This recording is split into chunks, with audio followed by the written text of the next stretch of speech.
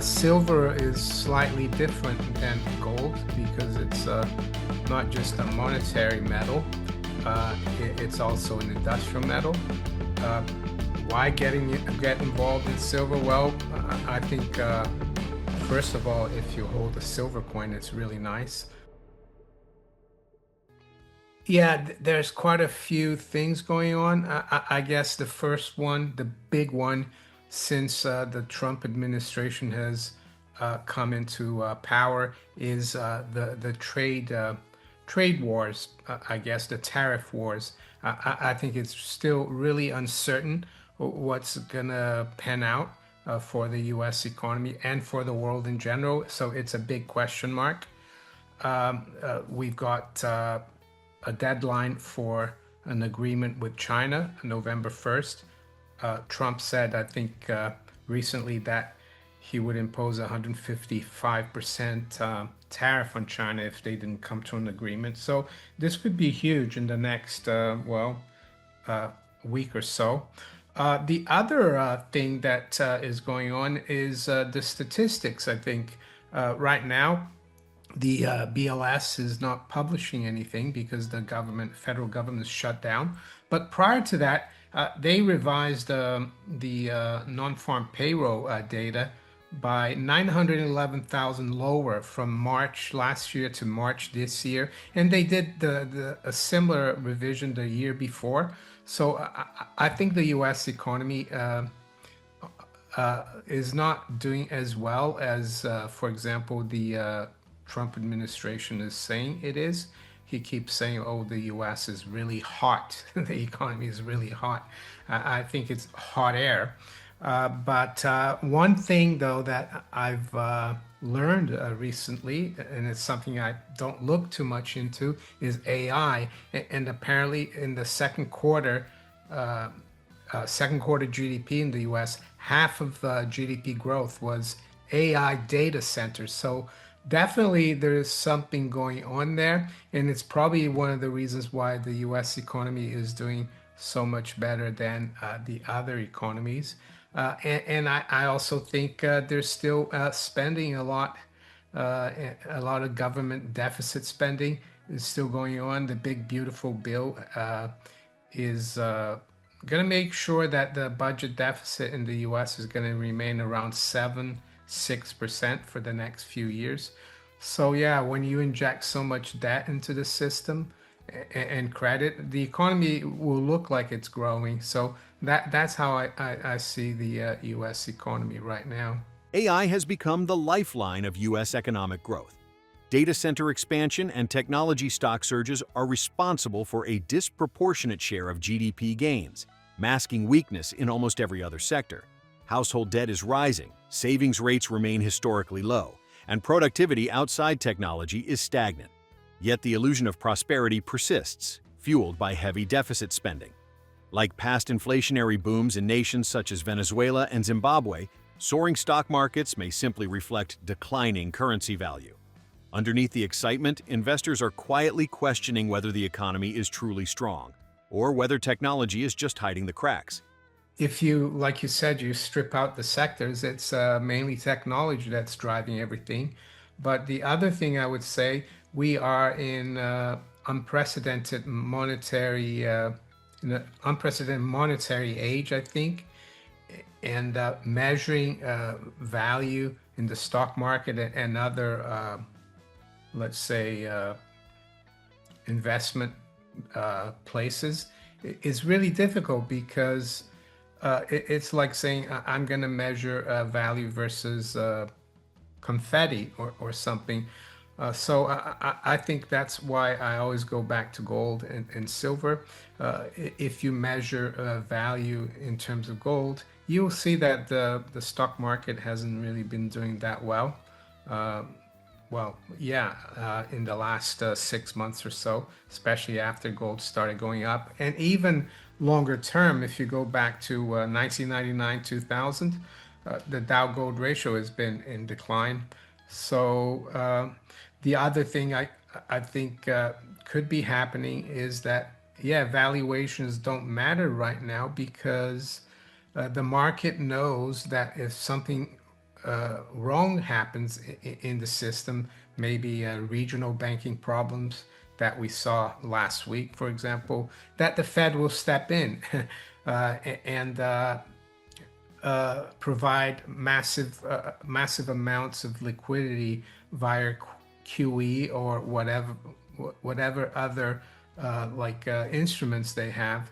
So yeah, it's almost like a melt up. It's almost like looking at countries like Zimbabwe, Venezuela, and Brazil when they had massive inflation. Their stock markets actually did really well, but eventually people realized that the currency that they those markets were valued at were becoming worthless. So that's how I see valuation for the U.S. stock market.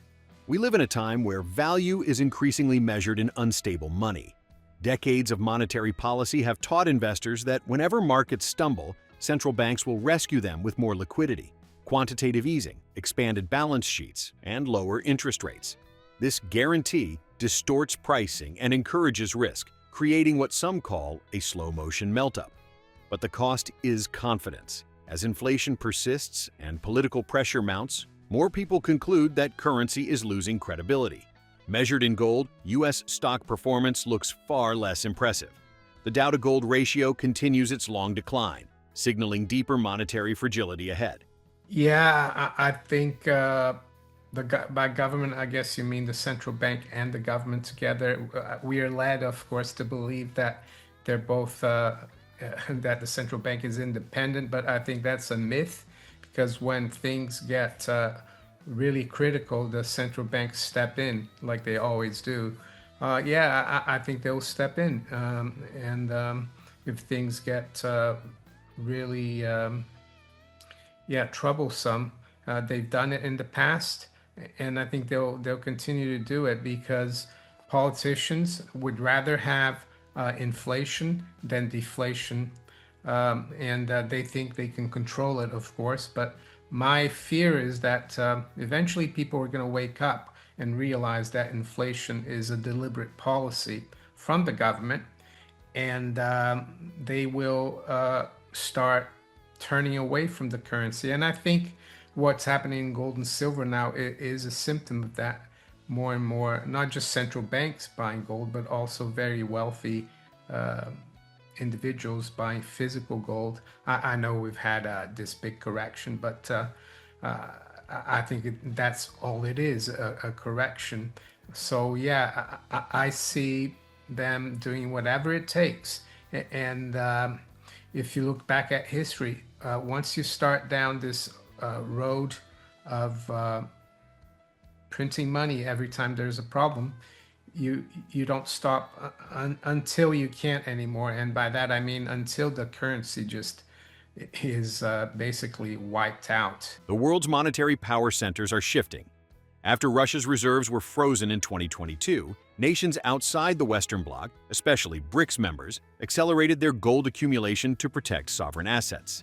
Central banks have purchased gold at the fastest pace since the aftermath of World War II. Surveys indicate most plan to keep buying for years, recognizing gold's neutral status in a polarized financial system. Meanwhile, wealthy individuals are also moving quietly into physical metals, concerned that inflation is not an accident, but a policy choice. Gold is re-emerging as the ultimate security, immune to sanctions, printing presses, and political promises. After COVID, I know you want it right now, but I have to go back. During COVID and after COVID, it was all the money printing and the fact that they paid everyone to stay at home.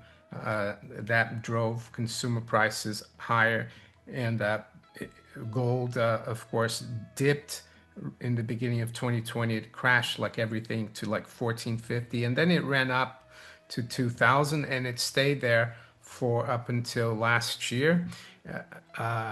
But it also started going up in 2022 when you had the situation between Russia and Ukraine, and the EU, the West, froze Russian assets. I think that was a trigger for the BRICS countries and other countries outside NATO and the West to accumulate gold because they realize that they're having fiat currency reserves in the Western financial system is very dangerous. So gold is a neutral asset that you can keep at home, and I think that's driven gold. And you will probably have seen that since 2022, we've had record net buying of gold by mostly global South and BRICS non-Western central banks. Yeah, the most since the post-war World War II period, and they're continuing to do it. And even the World Gold Council said that 75% of the central banks they surveyed say they're going to keep buying gold in the next 5 years. And now I think as well, the public is starting to slowly get involved. I think definitely the wealthier part of the public, the high net worth individuals, the top 1%, they're realizing that yeah, inflation is a policy, and that you need to have some gold. So I think those are the main drivers. Yeah, the public are just starting to get involved, but there's still a long way to go. I think, especially in the West, maybe in Asia, the public has more interest in gold. Silver holds a unique role, part monetary refuge, part industrial powerhouse. From solar panels to electric vehicles, advanced electronics to national infrastructure, silver demand is rising as the energy transition accelerates. Yet prices remain anchored near levels from over 4 decades ago. Industrial giants like India and China are rapidly increasing reserves and encouraging silver-backed financing. Even some sovereign institutions have begun accumulating large holdings through ETFs and direct delivery. Historically, society has viewed silver as real money, embedded in our language, heritage, and financial history. If gold grows too expensive for the masses, silver becomes their gateway into tangible wealth. Well, silver is slightly different than gold because it's not just a monetary metal, it's also an industrial metal. Uh, why get involved in silver? Well, I think first of all, if you hold a silver coin, it's really nice, and you can invest as well in numismatics, which is collectors' coins, history. But also, silver has so many industrial uses, and I think India and China are using a lot of silver.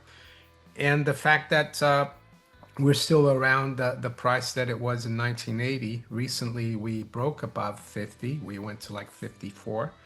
So while gold in 1980 was at 887, that was the high. Yeah, silver is still lagging, so there's still a lot of potential for silver. And I think recently as well, I saw that the central bank or the Saudi Monetary Authority, they bought some silver ETFs, the SLV. Some people will argue, well, that's paper, but seeing that they're a big financial institution, they could take delivery of that. And I see that India as well is pushing silver, not just gold, as collateral for bank loans. They came out a couple of months ago with that. So it's becoming ever more important. And for China as well, it's really important. A lot of physical demand for silver. And yeah, I mean, you look the monetary part. You look back at history, or you look back at, or you look at, excuse me, at words like dollar. Well, that came from the Joachimsthaler, which was a silver coin. You look at in Spanish the word for money, plata. That's silver. So I think it's in the human psyche as well, and if silver continues to go higher, which I think it will wake up the public to it. It's kind of in our DNA. So that's the reason why I think, well, the other reason, Vladyslav, is because gold is becoming less and less affordable, but silver is still only about $50, so it's still relatively cheap. The quiet accumulation phase may be ending.